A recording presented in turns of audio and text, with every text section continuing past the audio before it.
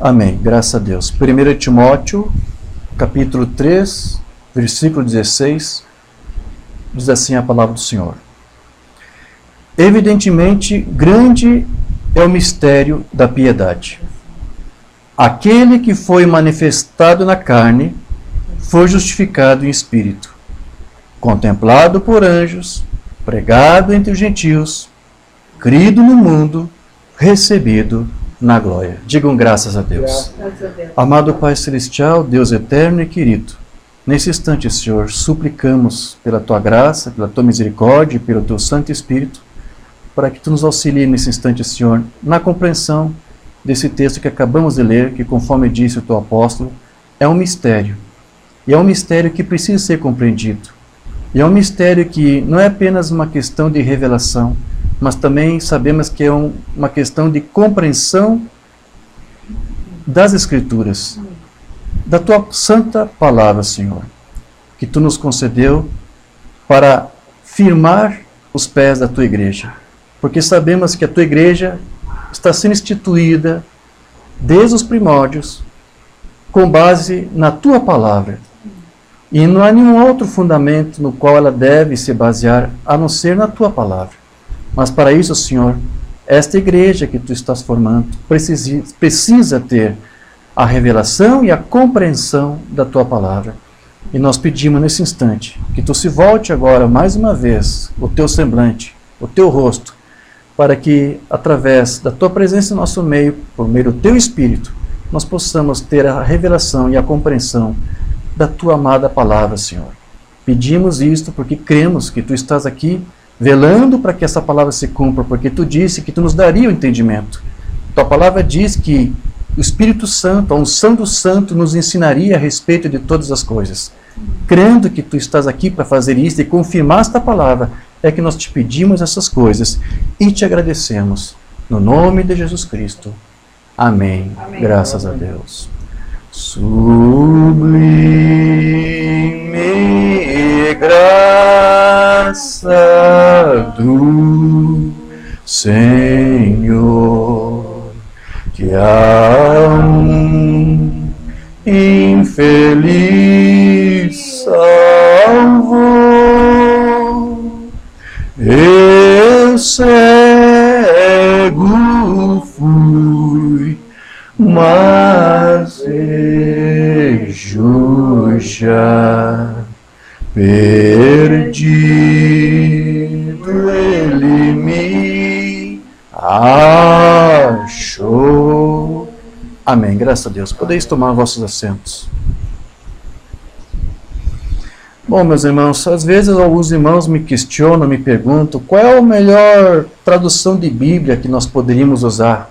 Qual é a sua sugestão? E a resposta que eu digo é, olha, não existe a melhor tradução, existe a menos pior. Ok? Porque todas as traduções de Bíblia, sem exceção, têm erros, têm problemas.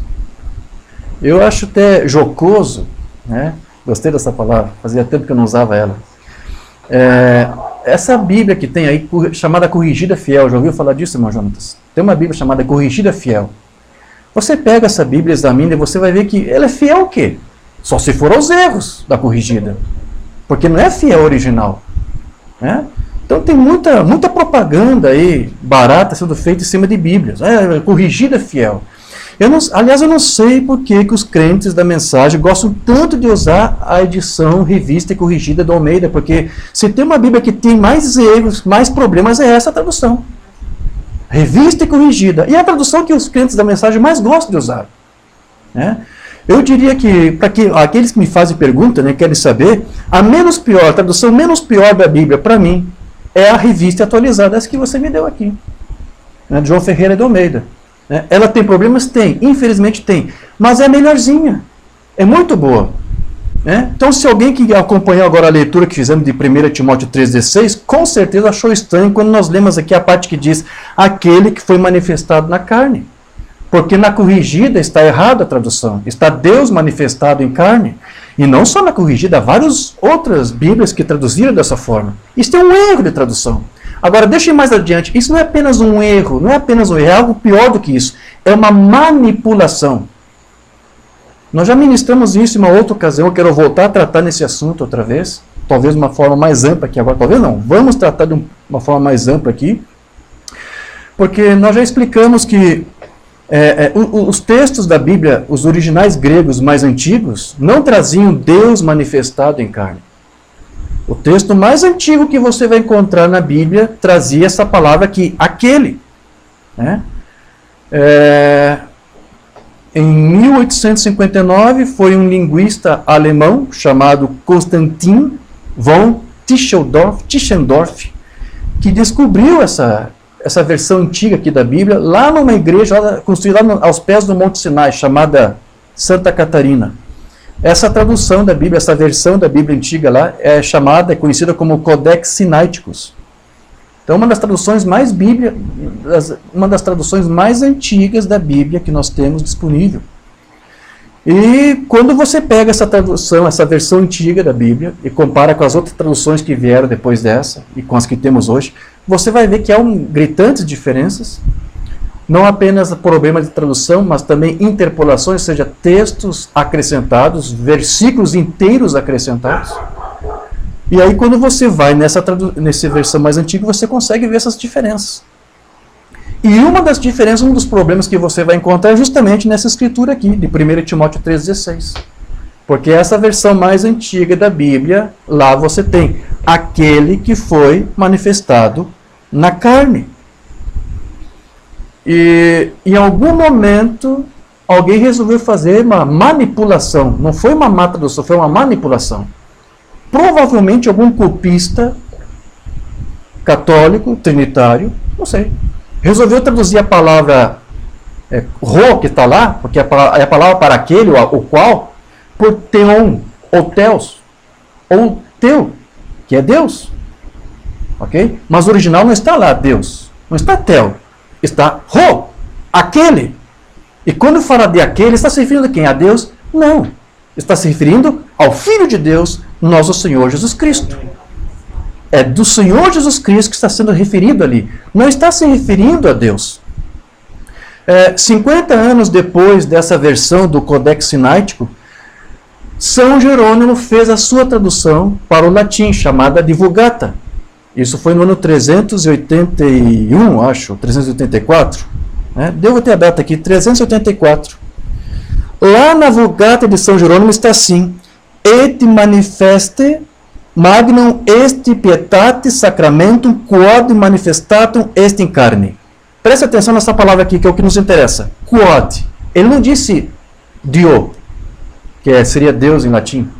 Ele disse quod. E quod é esse equivalente aqui do grego ro, aquele. Veja, ele fez uma tradução do grego para o latim, e ele conservou o que ele tinha nas mãos naquele tempo. Então essa manipulação não partiu de São Jerônimo.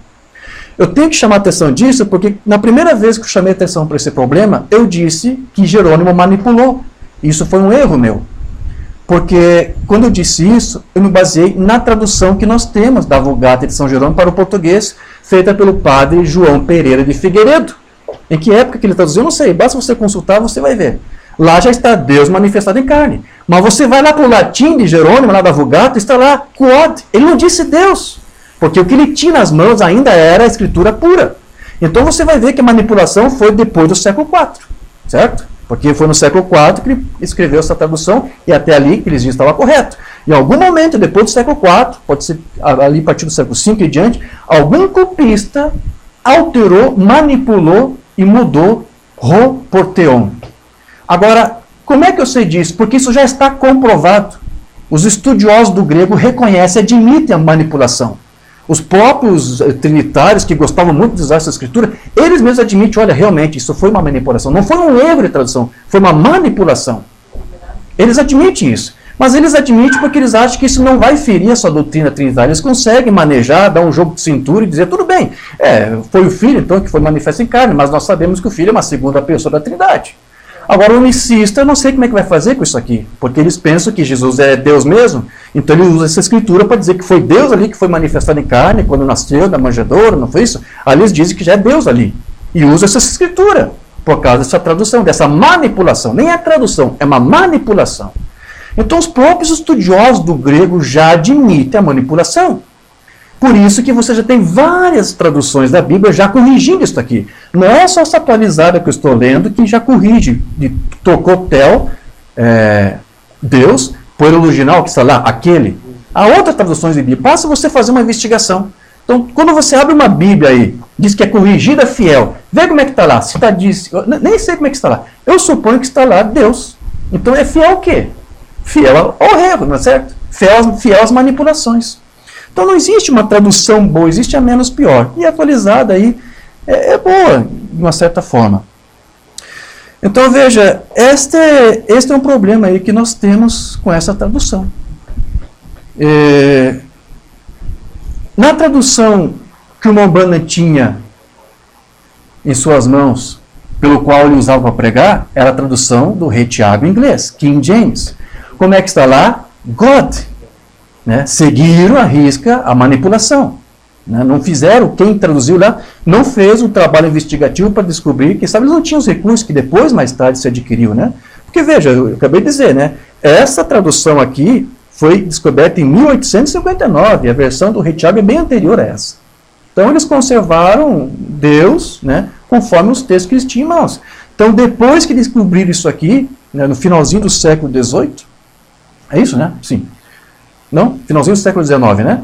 Dali em diante eles começaram a fazer mais descobertas e acharam vários outros manuscritos também, confirmando que essa era a tradução correta.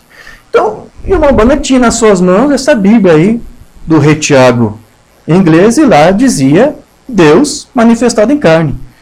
E o Mombana, então, ao ler a sua tradução dessa maneira, ele procurava interpretar de sua maneira essa escritura. Agora, embora o Mombana ali usasse a tradução do Rei Tiago em inglês, você vai observar que ele mesmo fazia críticas contra essa tradução. Ele dizia que havia ali algumas coisas nessa versão que não estavam muito bem adequadas quando você comparava, por exemplo, ao léxico grego. Mombana certificou disso. Mesmo assim, apesar desses erros que o próprio Mombana conferiu, ele disse que gostava de usar essa tradução. Separei aqui uma mensagem para ler, onde ele menciona isso. Mensagem a ele ouvir, que não temos traduzida, de 57. Mombana pregou mais de 20 sermões com esse título. Aqui ele diz assim: nós verificamos agora que no Antigo Testamento há muitas palavras em nossa nova versão do Rei Tiago que parecem muito estranhas. Não estão corretas. Mas para mim, vocês irmãos, vocês podem ensinar a partir de qualquer versão que vocês desejarem. Ele sabia que tinha problemas. Todas as Bíblias têm problemas. Então, use a versão que você achar melhor. Eu jamais vou usar a revista corrigida do Almeida. Eu vou usar a atualizada, ainda admitindo que também há problemas nela. Né? Ele disse, você usa a tradução que quiser. Quer usar a fiel corrigida, a fiel aos erros? Use. Quer usar a corrigida, a revista corrigida? Use. Mombana disse, use a tradução que você quiser. Mas eu gosto do Rei Tiago. Apenas parece mais Bíblia para mim. E há algumas traduções que podem nos parecer um pouco estranhas. Então veja que, embora aqui o Mombana fizesse aqui elogios a essa tradução, né, ele disse aqui que havia coisas estranhas nessa tradução. E essa semana que passou eu fiz uma pesquisa nos sermões em inglês do Mombana, no programa The Table da Voz de Deus. E eu descobri que 12 vezes Mombana teve que corrigir a tradução do Rei Tiago. Ou seja, ele achou pelo menos 12 ocasiões, 12 escrituras diferentes, onde ele teve que dizer, olha, eu sei que no Rei Tiago está aqui, mas vai lá no grego e você vai ver que está diferente. Eu contei 12 vezes, eu tenho até a lista lá de cada situação que ele encontrou. Né? Se teve mais de 12, eu acredito que não. Eu acho que eu fiz uma pesquisa bem calma, foi o que eu encontrei, eu fiz a conta. Então, com certeza, se o Mombana quisesse examinar mais, ele encontraria muitos mais erros ainda. Como este aqui que nós estamos mencionando, que, como eu disse, não é exatamente um erro, já é uma manipulação diferente. Né? Se você pega lá o texto lá que alguém manipulou do grego e vai traduzir em cima daquilo, como é que você vai saber? Você vai traduzir fiel àquela manipulação. Então não é um erro de tradução, mas houve uma manipulação. Então, Mombana, ele admitia que havia muitos erros aí nessa tradução. E, mesmo assim, Mombana usava essa escritura aqui que nós lemos, e até usava outras, né, para dar a sua explicação de como que seria Deus manifestado em carne. Você sabe que Mombana interpretava de que ali se tratava de Deus usando o corpo de seu Filho, Jesus Cristo, a partir do momento em que ele o batizou com o seu Santo Espírito lá no Jordão. Essa é a teologia do Umbanda, né? Deus não era manifestado em carne quando o menino Jesus nasceu ali. Ali era o Filho de Deus que foi enviado. É disso que a Escritura ali estava dizendo, né? Aquele que foi manifestado em carne, ou seja, quando Deus enviou o seu Filho Jesus Cristo a nós. Ali era o Filho sendo manifestado em carne. Até então, ele estava em um corpo teofânico, né? Mas Deus se manifestou em carne, naquela mesma carne, 30 anos depois, quando ele batizou seu Filho. Era assim que o Umbanda ensinava, né? Então, o Umbanda até usava essa escritura aqui, com essa leitura, com essa tradução, mas a explicação que ele dava é essa: olha, realmente, Jesus era Deus mesmo em carne. Mas ele explicava em que momento foi isso, para provar para você que ele não era unicista. O unicista vai dizer que Deus nasceu, que Deus morreu, que foi o próprio Pai que nasceu, porque ele faz de Jesus o Filho o Pai de si mesmo, ele faz do Pai filho de si próprio. Ele disse: eu não sou unicista. E as pessoas não conseguem entender o que ele quis dizer. Então aquele que nasceu na manjedoura era o Pai? Era Deus? Não, não era ainda Deus manifesto em carne. Era o Filho de Deus manifesto em carne. Amém. Quero só ler uma mensagem aqui dele onde ele trata isso. O tanque de Betesda, não temos traduzido. 11 de agosto de 50. E aqui veio Jesus, o Filho de Deus. Está bem claro, né? Não é Deus. Jesus, o Filho, porque Deus também se chama Jesus. Bem, ele foi Deus na terra. Jesus, o Filho de Deus, foi Deus na terra. Ele foi Deus na carne. E agora vai citar a escritura que lemos. 1 Timóteo 3,16. Sem controvérsia, grande é o mistério de Deus, pois Deus se manifestou em carne. É a tradução que nós temos, que está lá no Rei Tiago. É a manipulação que está aí. Embora muitas traduções já corrigem isto. Só que agora ele vai explicar para você como que é Deus em carne. Como que é? Foi Deus que nasceu na manjedoura? Foi o Pai que nasceu lá? Olha a explicação do Umbanda, para ver que ele não se deixava se confundir com essa tradução, ainda que estivesse errada. Ele vai dizer aqui: a Bíblia diz que Deus estava em Cristo. Ele usa essa escritura para não dizer que Jesus ali é o próprio Deus encarnado quando nasceu, mas está dizendo que Deus se manifestou no seu Cristo. E eu já expliquei. Ele nos disse quando foi isto, né? A Bíblia diz que Deus estava em Cristo, reconciliando-se com o mundo. A única maneira em que Deus poderia fazer-se conhecido era viver em seu Filho. Por isso que ele era Deus manifestado em carne. Porque Deus viveu em seu Filho. Jesus Cristo sofrer a morte e a tentação por toda a raça humana. E ele tinha todas as qualidades do Pai estavam nele. Então veja, para o Umbanda, Deus foi manifestado em carne desta maneira, para viver na carne do seu Filho, para se manifestar, para tornar-se conhecido. Deus já era conhecido e revelado em teofania, quando Deus gerou seu Filho, porque o Umbanda diz que aquele corpo teofânico do seu Filho era o próprio corpo de Deus Jeová, naquela dimensão. Só que agora, nessa dimensão hominal, terrena, ele envia o seu Filho e ele se encarna nesse Filho, para que agora ele possa ser conhecido por meio desse Filho, em carne humana. Mas a explicação do Umbanda é de que esse Deus somente foi manifesto em carne quando ele batizou o seu Filho no Jordão. Sei que não preciso, mas tem que ler. Caso alguém que esteja chegando agora e não conhece a mensagem do Umbanda, não sabe dessas coisas. Mensagem paradoxo. Não temos traduzido. Uma pena. 6 de fevereiro de 64.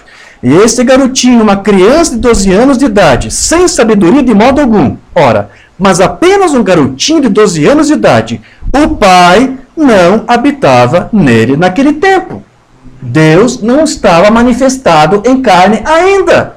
Então ele interpretava 1 Timóteo 3,16 de uma forma bem diferente dos trinitários, dos unicistas, que pegava aquela manipulação e dizia: aquele menino que nasceu era Deus manifesto em carne. Aqui você tem um profeta de Deus, que não foi enganado com uma manipulação de uma tradução bíblica, dizendo: foi só lá no batismo do Jordão que Deus se tornou manifesto em carne. Amém. Ele foi bíblico ou não foi? Foi. Quantos meninos são enganados por esta tradução? Mas este profeta é de Deus, ele não podia ser enganado. Aleluia. Amém? O Pai não habitava nele naquele tempo, porque ele veio no dia que ele o batizou. Deus se fez carne no dia que ele entrou naquela carne, amém, lá no Jordão. Amém. Maravilhoso. Então veja, essa escritura que nós lemos de 1 Timóteo 3,16, na verdade, ela é um cântico O que Paulo ali estava fazendo era recitar as letras de um hino que era cantado numa comunidade na região de Éfeso. Se foram os próprios crentes de Éfeso que criaram essa letra, eu não sei. Não acredito que foi Paulo que criou, mas é muito provável que quem criou a letra desse hino foi alguém que foi da escola paulina, ou seja, foi um discípulo de Paulo. Pelas próprias coisas que ele fala ali, né, que ele recita desse hino. Então não são palavras de Paulo, ele está recitando um hino. Amém? Eu sei que muitos também não sabem disso, né? Então, o que nós vamos fazer agora? Nós vamos dissecar este hino aqui, essas letras que Paulo recitou para nós. Amém? Para nós entender o grande problema que está sendo cometido aqui. Porque isso aqui é dito ali, né? Grande é o mistério da piedade. E eu quero dar o título para essa mensagem, grande é o erro do mistério da piedade. Né? Eles não entenderam nada sobre esse mistério, sequer entenderam a palavra piedade. A própria palavra piedade é um mistério para o povo da mensagem. Não sabe o que significa. Não sabe qual era o sentido dessa palavra ali no original. Então é um grande mistério. E aí veja, eu estou adiantando para você. Se ele sequer consegue entender o que significa a palavra piedade, como é que vai entender o mistério da piedade? A própria palavra piedade é um mistério para esses pastores da mensagem. Como é que vão entender? E depois não entende a manipulação, né? Quando você entende o que é piedade, o que é o mistério da piedade, aí você vai ver que a própria manipulação de Deus manifestada em carne perde todo o sentido. Amém, irmãos? Então, estão todos prontos aqui? Amém? Ok, então nós vamos aqui fazer isso. Nós vamos ler aqui com calma cada parte desse hino, né, as partes principais, e eu quero comentar aqui e usar escrituras para provar para você que este hino era escriturístico, era bíblico. Tá? Então, o hino começa assim, né? Aquele que foi manifestado na carne. Vamos começar por esse tópico aqui. Só que antes eu preciso explicar para você o que Paulo disse na sua introdução. Porque antes de entoar as letras do hino, ele disse: grande é o mistério da piedade. Agora, como eu disse, essa própria palavra piedade também já é um mistério. Porque essa palavra piedade aqui, ela foi traduzida do grego eusebeia. E eusebeia quer dizer reverência, respeito e fidelidade a Deus. Então, o que Paulo estava dizendo é: grande é o mistério daquele que foi reverente, daquele que foi fiel, daquele que foi respeitoso para com Deus. É disso que Paulo está falando. Se você tenta aplicar que é essa piedade de Deus, porque veja, na manipulação que fizeram Deus manifestado em carne, qual é a primeira ideia que vem na tua cabeça? Que Deus é que foi piedoso por ter se manifestado em carne. Não é uma lógica sensata, só que é uma lógica carnal baseada em uma manipulação e uma má compreensão das Escrituras. Porque a palavra diz lá que o grande é o mistério de eusebeia. Grande é o mistério daquele que foi fiel a Deus, de que foi respeitoso com Deus. É isso que a palavra eusebeia no original significa. E, por incrível que pareça, na Bíblia do Rei Tiago em inglês, na tradução que foi feita para o inglês, a palavra que eles têm lá é equivalente, é correto com o grego. Porque lá no Rei Tiago em inglês está godliness, ou simplesmente godly. E a palavra godly ou godliness quer dizer exatamente isso. Quer dizer ser alguém que é devoto a Deus. Significa alguém que mostra respeito para com Deus. Né? Então, tente aplicar isso para Deus aqui. Faz sentido isso aqui? Né? Grande é o mistério da piedade. Né? Ou seja, eles pensam que é Deus ali. Então, Deus está sendo piedoso. Essa é a interpretação que eles fazem. Não faz absolutamente nenhum sentido. Em todo o texto grego, essa palavra aqui, eusebeia, jamais é voltada para Deus. Jamais é dirigida para Deus. Jamais Deus é um objeto dessa eusebeia. Porque se você interpreta como Deus sendo ou praticando eusebeia, o que você tem aqui? Você tem um suposto Deus que está sendo reverente a um outro Deus. Você tem um Deus que está sendo respeitoso, que está sendo fiel a Deus. Não faz sentido. É por isso que em todo o texto grego, jamais eusebeia foi dirigido para Deus, como ele praticando isso. Entende isso? Essa palavra eusebeia é para nós, os filhos de Deus, e também para o seu filho, porque ele foi respeitoso para com seu pai, ele foi fiel a Deus até a morte, né? Ele praticou eusebeia, mas você dizer que Deus pratica eusebeia é um erro terrível, porque não se ajusta, é incongruente com o grego. E, por incrível que pareça, como eu disse, o inglês seguiu o mesmo vernáculo, o mesmo sentido lato dessa palavra no grego.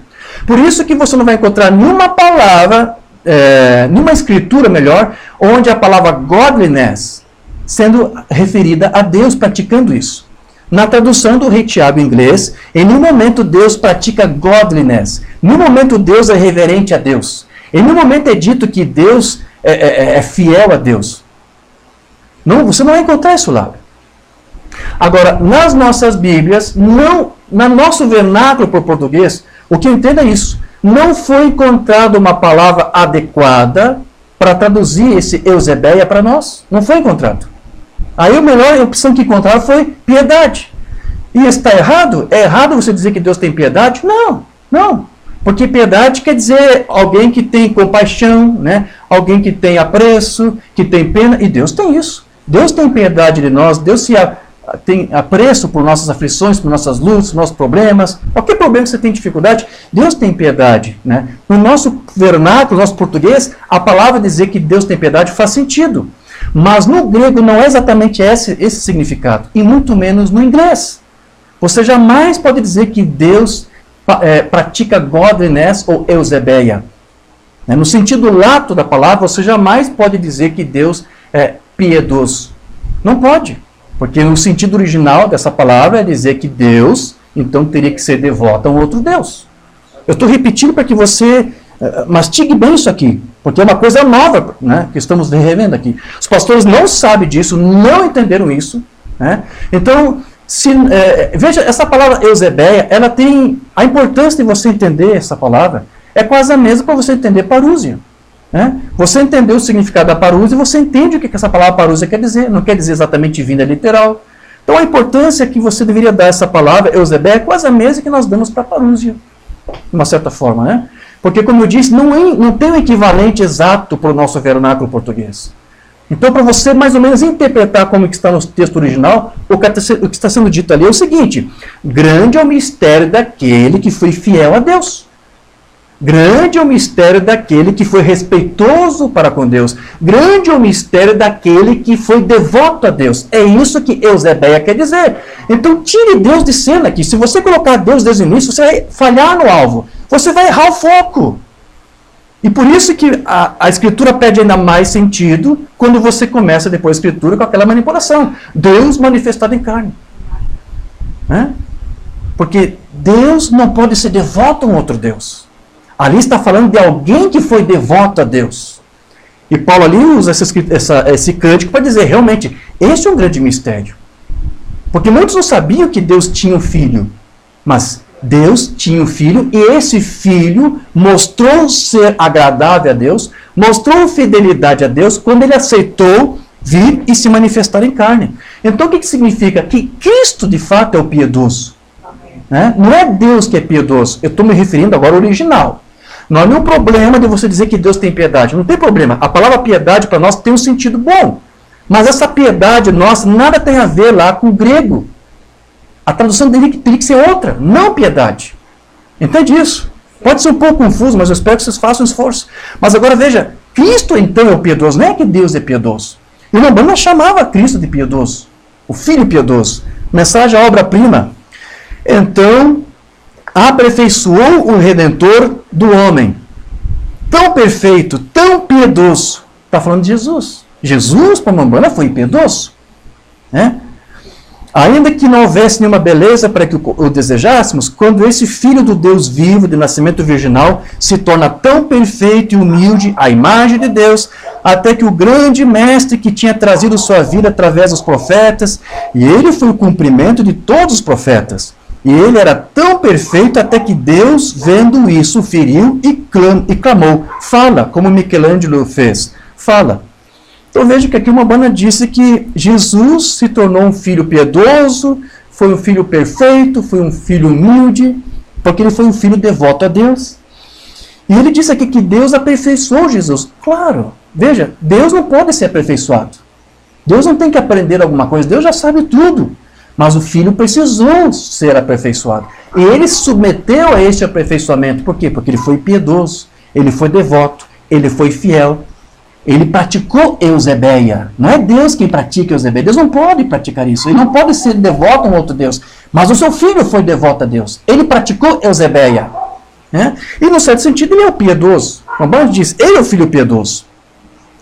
Então, esse é o sentido aí do original do grego ou do inglês. Eusebeia ou godliness. Quer dizer que alguém que faz ações, pratica ações centradas em Deus, com o objetivo de agradar a Deus.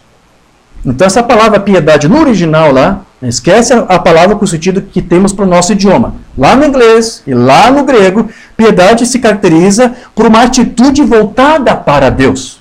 Tenha sempre isso em mente. Então, isso não se enquadra ao próprio Deus. Porque aí você vai crer numa dualidade. Por isso temos dito, né, irmão Jonas, os unicistas são os verdadeiros dualistas.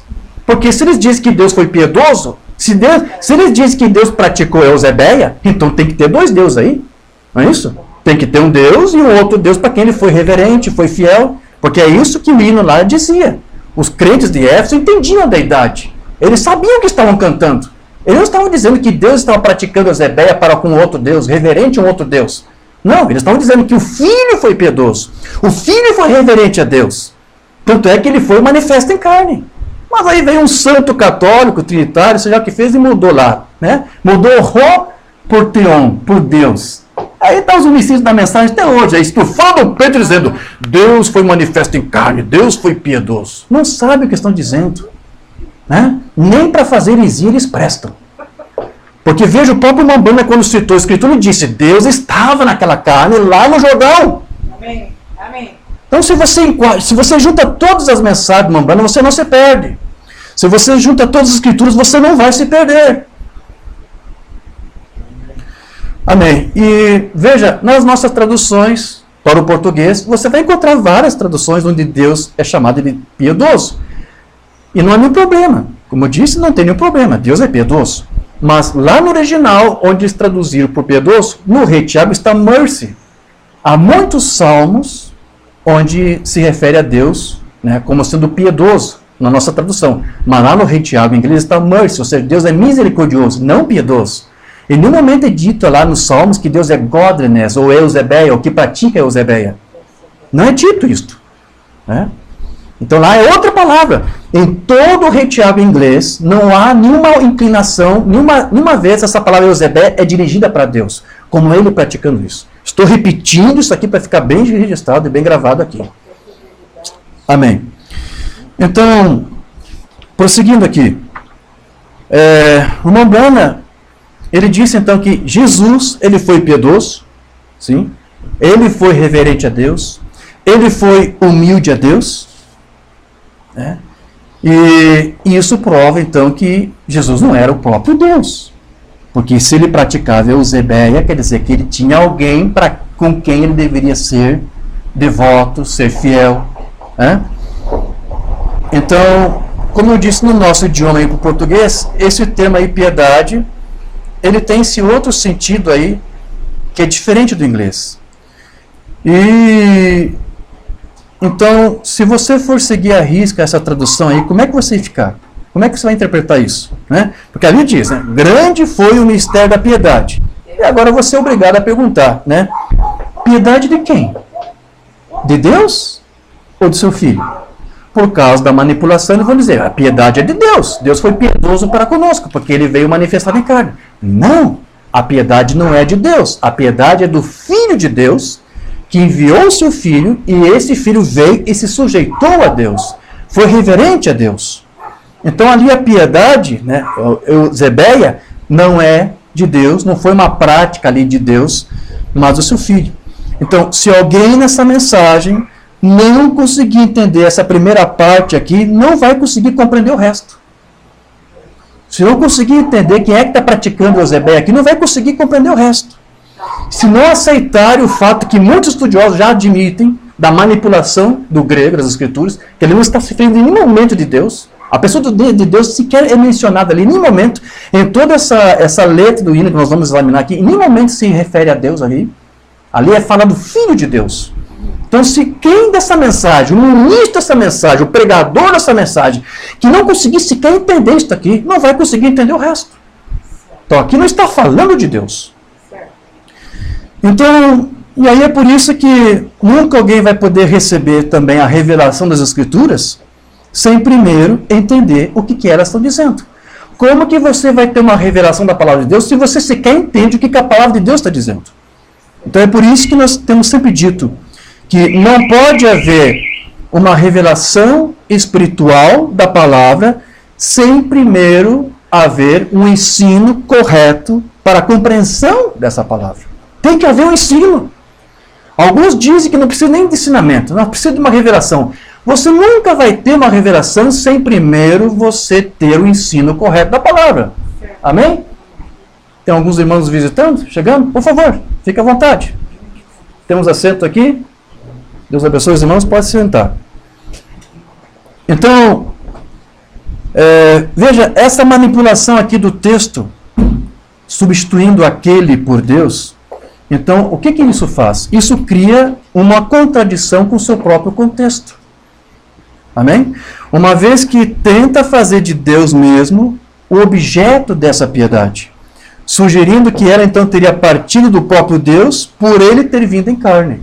Porque eles dizem lá, né? Grande é o mistério da piedade. Deus foi manifesto em carne. Então Deus foi piedoso. Isso é um erro. Isso é um erro terrível. Estão pecando. A palavra pecar quer dizer falhar no alvo. Estão falhando no alvo. Então estão pecando. Né? E está interpretando errado. Então nós já temos aqui, já estamos então começando a entender que essa piedade aqui, esse Eusebeia, é de Cristo voltado ao seu Deus e Pai. E foi assim que o apóstolo Paulo ensinou. Você tem, por exemplo, a escritura de Filipenses, onde ele nos deixa isso muito bem claro. Eu quero ler aqui, Filipenses 2, versos 5 a 8. De sorte que haja em vós o mesmo sentimento que houve também em Cristo Jesus, que sendo em forma de Deus, o que quer dizer isso? Jesus, está falando aqui da pré-existência do Filho. Jesus estava lá, antes da criação de todas as coisas, na forma de Deus. Por que isso? Porque ele estava em uma forma teofânica, que, como nos explicou o irmão Brana, era o próprio corpo teofânico de Deus Jeová, por meio do qual Deus ali estava em manifestação, mas era o corpo do seu Filho que Deus gerou. Né? Mas o Filho ali estava na forma de Deus. Então veja que ali não era Deus atuando como se fosse um Filho. Ali era diferente. Ali era o Filho atuando como se fosse Deus. Porque Deus usa o seu Filho para criar todas as coisas. Por isso que ele estava ali na forma de Deus.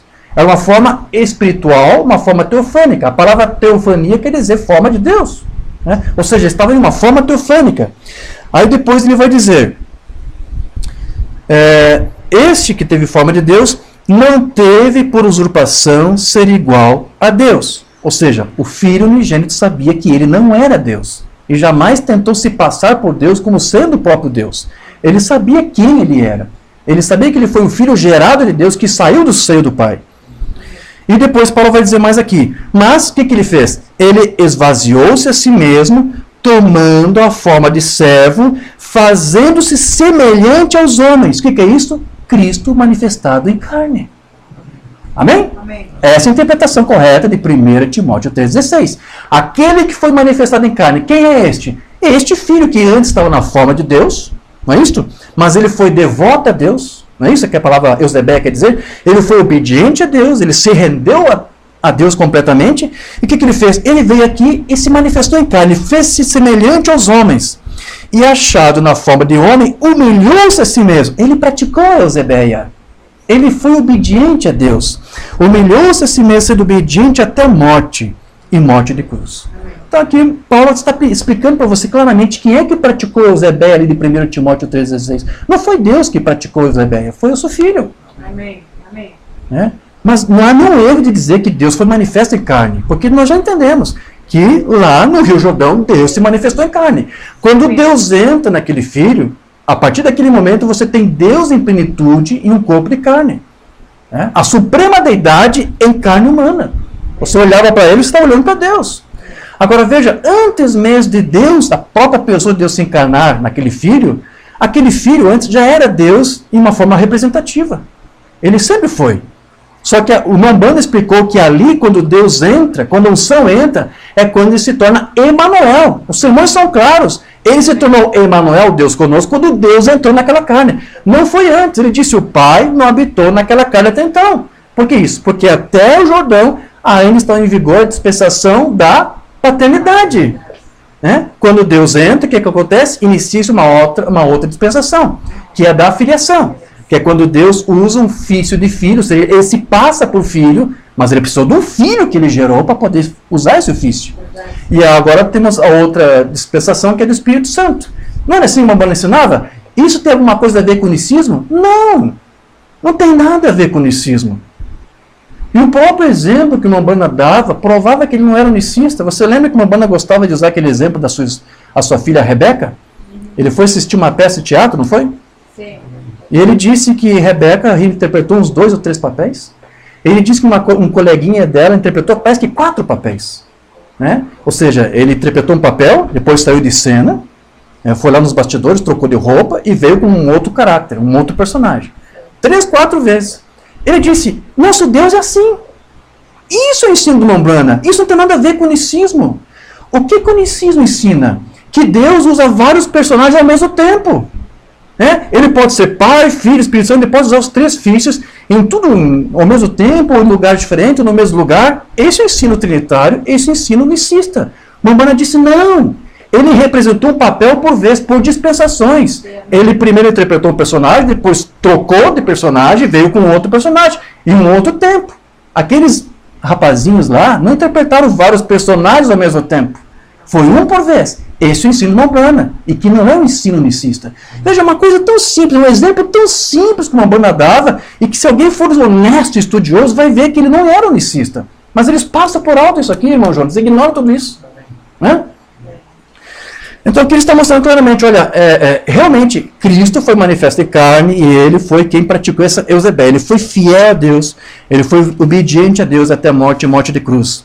O que mais diz depois daquela letra do hino? O que mais diz depois lá? Depois diz que ele foi justificado em espírito. Não é isso? Esse espírito não é o próprio espírito do filho. Nós sabemos que o filho tem o seu espírito. Seu próprio espírito, sua própria alma. Esse espírito é o Espírito Santo. Agora, esse termo aqui, justificado pelo Espírito, não tem o mesmo sentido que para nós tem como cristãos quando somos justificados pela fé no Cristo. Aqui, essa palavra aqui, justificado pelo Espírito, quer dizer que o Espírito Santo o vindicou. O Filho foi vindicado por Deus. Esse Filho que desceu em carne, ele foi justificado no Espírito. Quer dizer, o Espírito Santo, o seu Pai, o vindicou como seu Filho. Agora, como foi que esse Espírito vindicou o seu Filho? Por meio das obras, não foi? Por meio das obras, por meio dos sinais, por meio das maravilhas que Deus fez por meio dele, por encher ele completamente do seu Espírito, sem medida. Eu vou ler isso aqui, não precisa, mas vou ler João 3, verso 34. Porque aquele que Deus enviou fala as palavras de Deus, pois não lhe dá Deus o Espírito por medida. Então, embora ele tivesse ali manifestado em carne, né, o seu nascimento não foi exatamente natural. Jesus, ele não foi um filho gerado pela concepção sexual. Né. Deus criou a célula, Deus criou a hemoglobina, ou seja, ele foi gerado, o filho ali naquela carne, ele foi gerado pelo Espírito Santo, que foi o seu pai. Não uma terceira pessoa, mas a própria pessoa de Deus. Então, embora estivesse ali entre nós como homem, ele não era um filho ali de pais naturais. De fato, o seu pai era o Espírito Santo. Então, aquela escritura ali, ou aquela letra daquele hino ali, justificado no Espírito, quer dizer isso. Quer dizer que o Espírito, Deus, vindicou aquele filho como sendo dele. E as obras que ele fez, Deus fez por intermédio dele. Era Deus ali fazendo aquelas obras. A outra parte do hino diz que ele foi visto por anjos. Não é isto? Sim, amém. Quem foi visto por anjos? Deus? O Filho. Está falando do Filho. O que quer dizer que ele foi visto por anjos? Quer dizer que os anjos foram enviados por Deus para dar assistência ao seu Filho. Você tem várias escrituras ali que mostram que o Filho ficou aos cuidados dos anjos. Vou ler aqui Lucas 2, verso 9 a 13. E eis que o anjo do Senhor veio sobre eles, e a glória do Senhor os cercou de resplendor, e tiveram grande temor.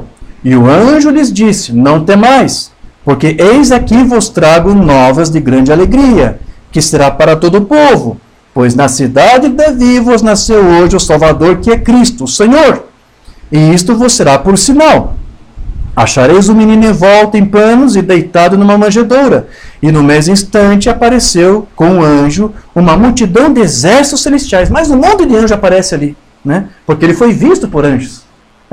Estou mostrando para você que esse cântico era bíblico, era escriturístico. Tinha escritura para tirar isto. Né? Agora aparece mais um monte de anjos ali, exércitos celestiais, louvando a Deus, dizendo: glória a Deus nas alturas. Oh! Os unicistas passam isso aqui por alto. Não é verdade? Esses anjos não disseram glória a Deus na manjedoura. Eles não disseram glória a Deus na manjedoura, glória a Deus nas alturas. Os anjos sabiam que não era Deus que estava na manjedoura, era o Filho de Deus que estava ali na manjedoura. Mas os anjos estão dizendo glória a Deus nas alturas. Né? Paz na terra e boa vontade para com os homens. Outra escritura, Mateus 4, verso 11. Então o diabo o deixou, e eis que chegaram os anjos e o serviam. Então veja, ele foi cuidado por anjos, os anjos cuidaram, os anjos serviram a ele. Lucas 22, verso 41 a 43. E apartou-se dele cerca de um tiro de pedra, e pondo-se de joelhos, orava, dizendo: Pai, se queres, passe de mim este cálice, todavia não se faça a minha vontade, mas a tua. E apareceu-lhe um anjo do céu que o fortalecia. Mais uma escritura aqui para você ver que o hino é bíblico. Ele foi cuidado, ele foi visto, foi cuidado por anjos, servido por anjos. Lucas 24, verso 3 a 6. E entrando, não acharam o corpo do Senhor Jesus. E aconteceu que, estando elas muito perplexas a esse respeito, eis que pararam junto delas 2 homens, com vestes resplandecentes. Não eram homens, eram anjos. E estando elas muito atemorizadas e abaixando o rosto para o chão, eles lhes disseram: Por que buscais o vivente entre os mortos? Não está aqui, mas ressuscitou. Lembrai-vos como vos falou, estando ainda na Galiléia. Mais alguma escritura aqui? Acho que não. Tem sim, vou ler isso aqui. Hebreus 1, verso 6. E outra vez, quando introduz no mundo o primogênito, diz: E todos os anjos de Deus o adorem. Adore a Deus? Não, adore este Filho, né, de Deus. Os anjos adoram o Filho. Isso está lá em Apocalipse. Os anjos adoraram o Filho. Então veja, os anjos adoraram o Filho, os anjos confortaram o Filho, deram assistência ao Filho, cuidaram do Filho. Então, é por essas escrituras aqui que nós podemos ver que os anjos foram assistentes do Filho, foram assistentes do seu ministério, e eles vieram até ele nos seus tempos de angústia, nos seus tempos de perigo, de falta. Então, eles sentiam interesse nele e no seu trabalho, e eles vinham alegremente até ele, né, para consolá-lo nas suas tristezas, nos seus problemas. Amém. Está bem claro aqui essa letra do hino. É bíblico. Qual é outro trecho do hino que diz lá? O que diz mais? Depois diz que ele foi pregado aos gentios. Né? Esse pregado não é pregar, não tem nada a ver com cruz, porque alguns podem entender isso. Você vai no grego, como precisa ir para ter certeza, está falando de pregar o evangelho. Ou seja, o evangelho, o Cristo, o Filho, não está falando de Deus ali, o Filho foi anunciado aos gentios. Na verdade, este hino aqui está falando de um mistério dentro de um outro mistério. Porque até então ninguém sabia que Deus tinha esse propósito no seu programa de levar a mensagem de salvação também para os gentios. Os judeus pensavam por muito tempo que somente eles, os judeus, poderiam ser salvos. Mas agora Deus usa Paulo e usa outros apóstolos para dizer: não, agora a salvação é para todos, para judeus e para gentios. É por isso que eu digo que quem escreveu essa letra aqui deveria ter sido alguém que era da escola de Paulo, porque só quem ouvia Paulo é que entendia esse mistério de que Deus também agora estava se voltando para os gentios. Os judeus não gostavam de ler esse tipo de coisa aqui, ou de cantar esse tipo de hino. Amém? Mas os gentios de Éfeso, que foram os que elaboraram o hino, cantavam isto. A salvação veio para os gentios. Deus enviou seu Filho para os gentios. Então, esse foi aqui um grande mistério, porque os judeus, eles consideravam o resto da humanidade excluída das misericórdias de Deus. Né? Mas Paulo disse que Deus também se voltou para os gentios. É isso que a letra aqui está dizendo, pregado aos gentios, quer dizer, a mensagem da salvação chegou também a nós. Deus enviou seu Filho não somente para a casa de Israel. É verdade que quando ele esteve aqui em carne, ele pregou somente para os filhos de Israel. Mas depois que ele partiu, começou uma nova aliança, e então ele deu ordem aos seus discípulos para pregar o evangelho a toda criatura, para todo mundo, judeus e gentios. Né? Então esse hino está confirmando as Escrituras. Eu quero ler aqui o que Paulo disse, Colossenses 1, verso 26 a 27. O mistério que esteve oculto desde todos os séculos e em todas as gerações, e que agora foi manifesto aos seus santos, aos quais Deus quis fazer conhecer quais são as riquezas da glória deste mistério entre os gentios. É pregado entre os gentios, quer dizer, agora o Evangelho, o Cristo, é enviado aos gentios.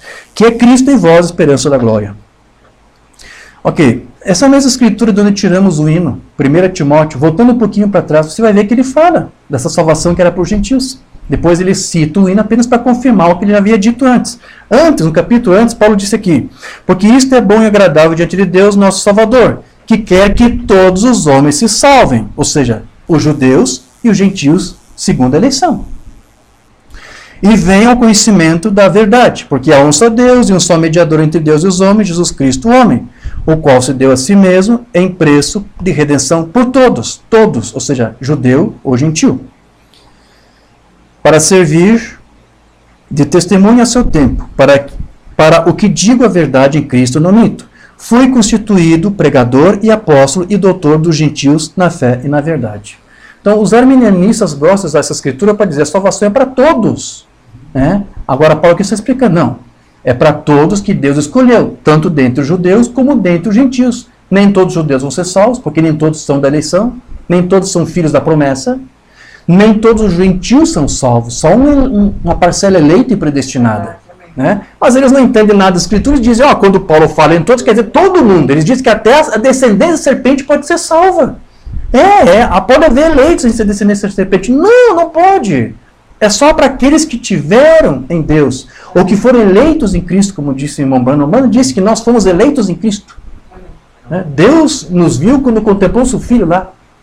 Né? Então essa escritura aqui está tratando da eleição. É disso que está falando aqui. Outra escritura aqui que eu quero ler, Romanos 3, verso 22. Isto é, a justiça de Deus pela fé em Jesus Cristo para todos e sobre todos os que creem, porque não há diferença. Para Deus não há diferença entre judeu e gentil. Aqueles que ele elegeu dentre eles, entre todos, para a salvação, eles vão crer no Evangelho, que será pregado a eles, e eles vão ser redimidos, vão ser salvos. Amém. Então, e depois? O que diz mais? Qual é outro trecho do hino? Crido no mundo. Né? É quase que uma repetição do anterior, porque aqui ele está falando da salvação que é enviada às nações, aos gentios. Então, o que aconteceu quando o Evangelho chegou aos gentios? Foi crido, foi recebido. O hino está falando disso, quer dizer, aqueles que foram da eleição creram nele, receberam ele. E Deus deu provas de que ele foi enviado porque ele vindicou cada palavra que ele disse sobre o que aconteceria. Porque ele disse que a mensagem deveria ser pregada, o Evangelho deveria ser pregado a toda criatura, e ele disse que, em consequência disso, aos que crescem, sinais viriam. Né? Eu vou ler aqui Marcos 16, versos 16 a 18. E disse-lhes, ide por todo mundo, pregai o evangelho a toda criatura. Quem crer e for batizado será salvo, mas quem não crer será condenado. E esses sinais, haveria sinais. Sinais seguiriam para aqueles que crescem. E esses sinais seguirão aos que crerem. Em meu nome expulsarão os demônios, falarão novas línguas, pegarão nas serpentes, se beberem alguma coisa mortífera, não lhes fará dano algum, porão as mãos sobre os enfermos e os curarão. Então, todos esses sinais aqui foi uma confirmação, foi uma vindicação de que Cristo foi crido no mundo, ou seja, entre aqueles que pertenciam à sua igreja, a noiva de Cristo.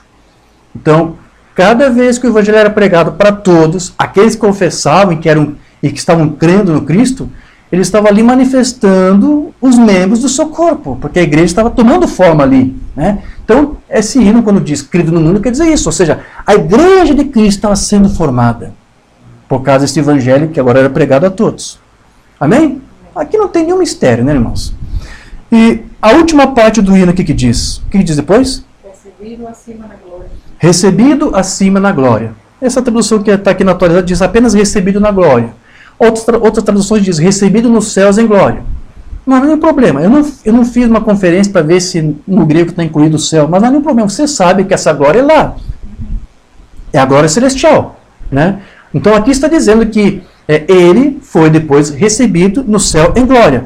Novamente, vamos levar essa questão. Quem? Quem foi recebido nos céus em glória? Vamos lá, os unicistas vão dizer que foi aquele mesmo Deus que foi manifesto em carne, não é isso? Você vai ter um outro problema muito sério aqui. Porque eles falham no alvo, eles pecam. Eles colocam Deus desde o começo. Então eles pensam que aqui a Escritura, o hino, está dizendo que Deus foi recebido nos céus em glória. Por quem? Quem foi que recebeu Deus lá?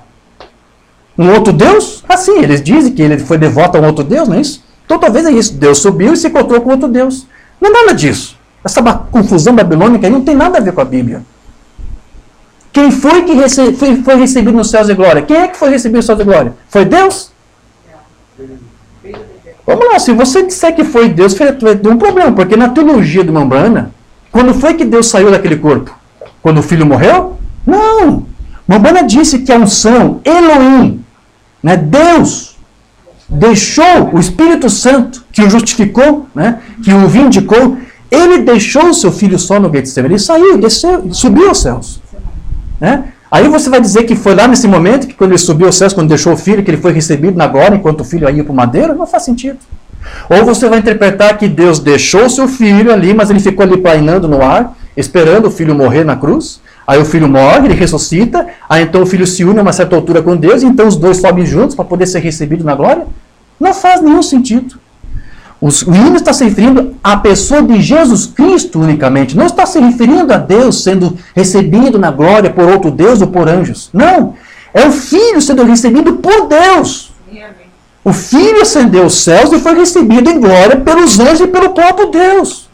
Porque Jesus disse, quando ele ressuscitou, ele disse para aquela mulher: diga aos meus discípulos, aos meus irmãos, que eu subo ao meu Pai, o vosso Pai, ao meu Deus e o vosso Deus. Onde é que estava Deus então? Já estava lá, não é? Então como é que é Deus ali subindo e sendo recebido em glória se Deus já estava lá? Então se Deus já estava lá, então o hino, se for referente a Deus, então foi recebido em glória antes do filho subir. Não é Deus que estava sendo recebido em glória quando abandonou seu filho no Jordão, ou no Getsemane, desculpe. Era o filho que foi recebido quando ele disse: eu vou agora me encontrar com meu Deus. Eu vou me encontrar com meu Pai. E o que aconteceu quando ele subiu lá? Ele foi recebido em glórias pelos anjos e também por Deus que já estava lá. Eu sei que os unicistas não aceitam isso, mas isso é Bíblia, é isso que o Mambrana ensinava. Mambrana ensinava isso, irmão Diógenes ensinava. Eu sei que eu não preciso ler, mas eu vou ler. O poderoso conquistador, não temos traduzido. Que pena, né, irmão Jonas? Uma pena. Os anjos cantavam para esperar aquele que foi manifestado em glória, para agora ser foi manifestado em carne, para agora ser recebido em glória. Né? Então tá lá, os anjos cantavam e louvavam a estrela da manhã. Quem é a estrela da manhã? O Filho.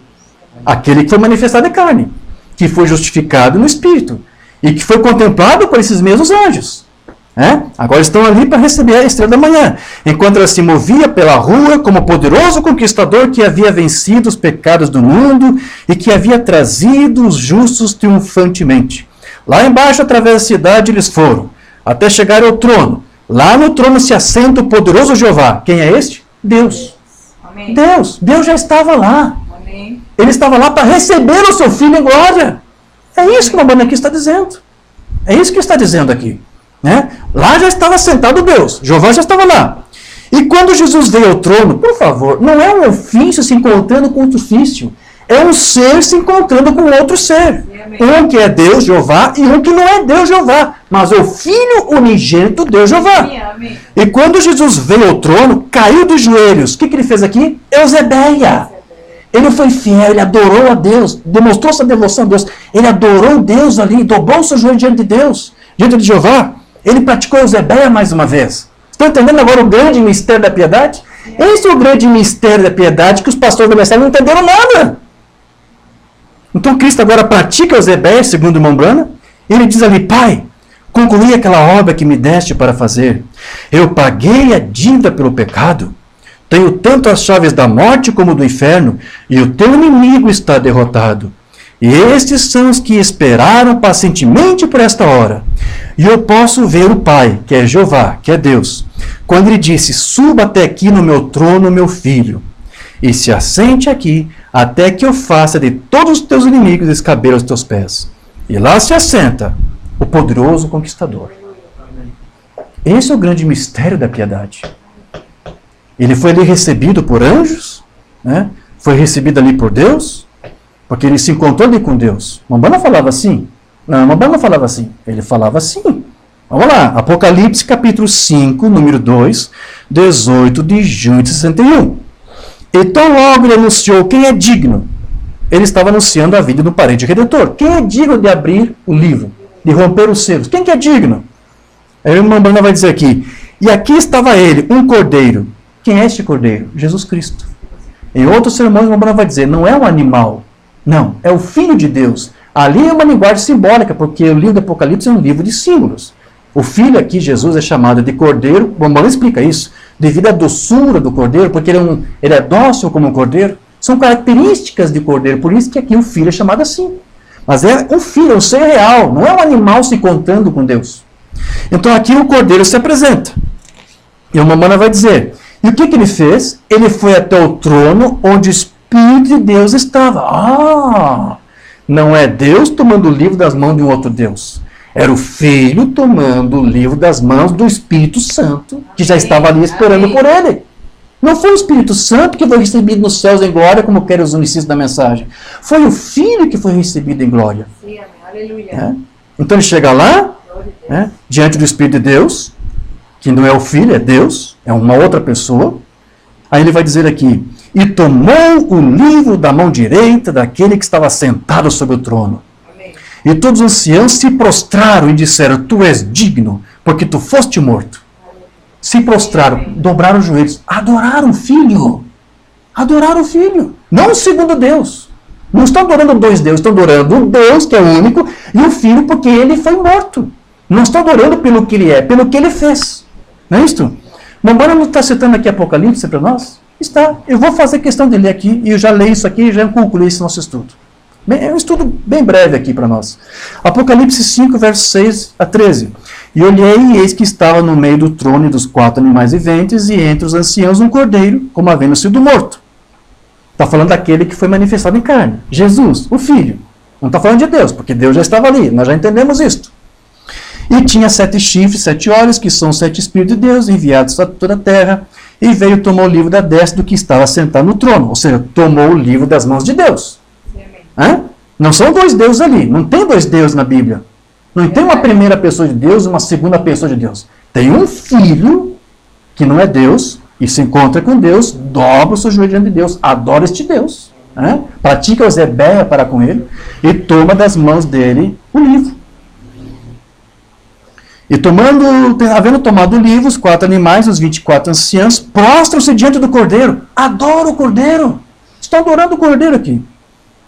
Tendo todos eles harpas e salvas de ouro cheias de incenso, que são as orações dos santos.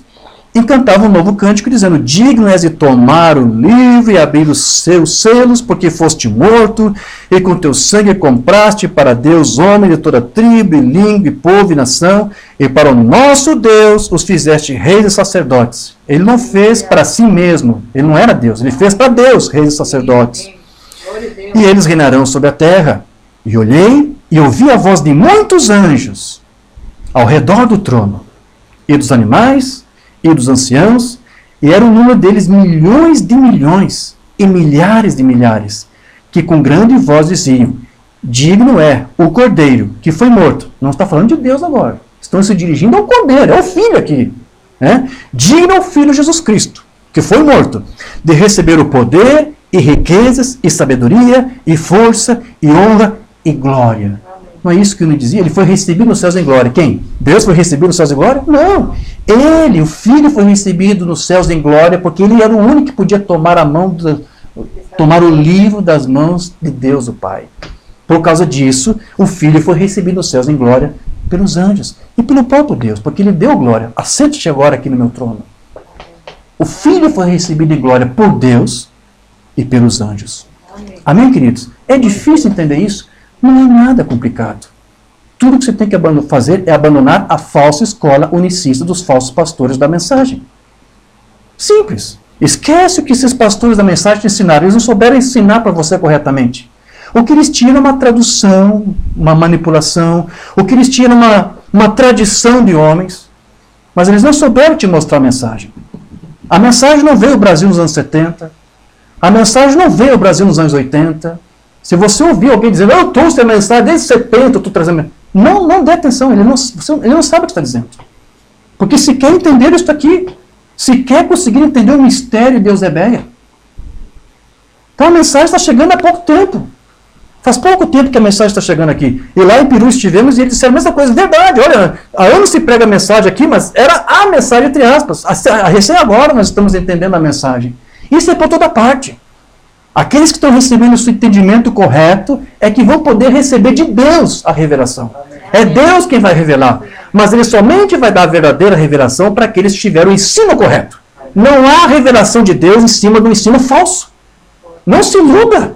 Você pode gritar, fazer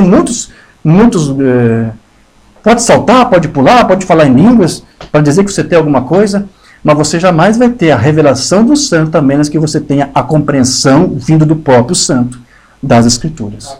Se você interpretar errado, se você começar a ser instruído errado, você não vai ter uma revelação. Deus não pode vindicar um ensino que não é dele. Amém, queridos?